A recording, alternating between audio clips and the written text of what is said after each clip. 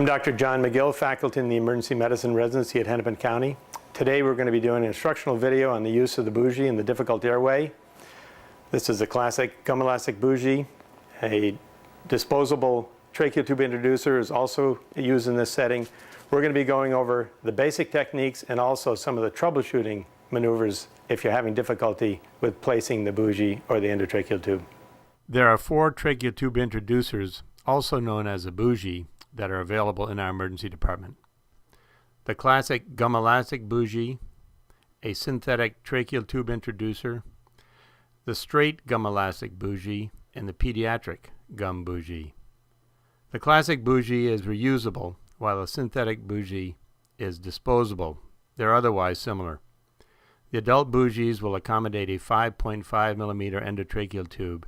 The pediatric bougie will accommodate a 4.0 tube. For clarity, from here on in, I'll be referring to this airway adjunct as a bougie. Bougie-assisted orotracheal intubation is ideally a 2-person procedure. After the operator obtains maximum laryngoscopic visualization, he or she is handed the bougie by the assistant and advances it into the airway. With the laryngoscope still in place, the assistant threads the endotracheal tube over the bougie, and the operator advances it through the larynx and into the trachea. At this point, the bougie is removed and the endotracheal tube position is verified. A counterclockwise rotation of the endotracheal tube as it approaches the larynx is advised because it will decrease the chance of the tube catching on the laryngeal soft tissue. If any portion of the arytenoids, the most posterior aspect of the laryngeal inlet, can be seen, placing the bougie just anterior to them and in the midline will guarantee correct endotracheal placement.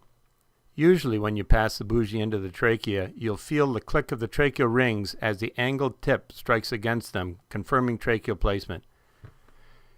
If you're unable to visualize any portion of the laryngeal inlet, confirmation of correct bougie placement must be non-visual, either by feeling the tracheal rings or advancing the bougie to 40 centimeters, at which point there should be some resistance as it encounters the carina, or twists as it enters one of the main bronchi.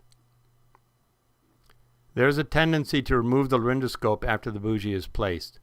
This should be avoided because, in the absence of the blade, the hypopharyngeal soft tissue tends to push the bougie and the endotracheal tube posteriorly and results in the tube catching on the arytenoids. The scope must then be reinserted, the endotracheal tube pulled back slightly and rotated counterclockwise as it is readvanced into the larynx.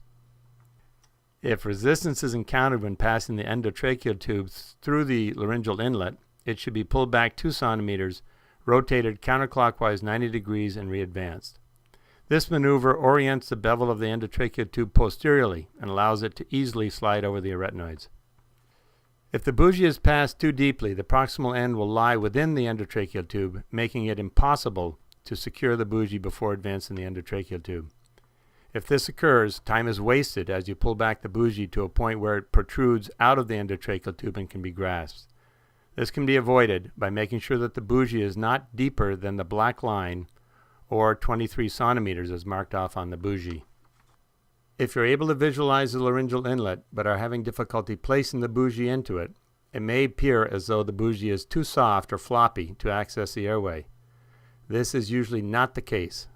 Far more likely, the operator is standing too close to the patient, and when the bougie is inserted, it is inserted at an angle relative to the line of sight and results in an inability to get the bougie anteriorly enough to access the airway. In this case, merely stepping back away from the patient and lining the bougie up with your line of sight should result in easy passage of the bougie into the laryngeal inlet. If you anticipate a difficult airway, create a 60-degree bend in the distal portion of the bougie. Then, if you're unable to visualize the laryngeal inlet, carefully insert the curved bougie along the curve of the tongue, slipping it anteriorly just under the epiglottis. Confirmation of correct placement must then be non-visual, either by feeling tracheal rings or encountering resistance from the carina at 40 centimeters. The bougie is a simple, inexpensive airway adjunct that can be very helpful when visualization of the laryngeal inlet is difficult.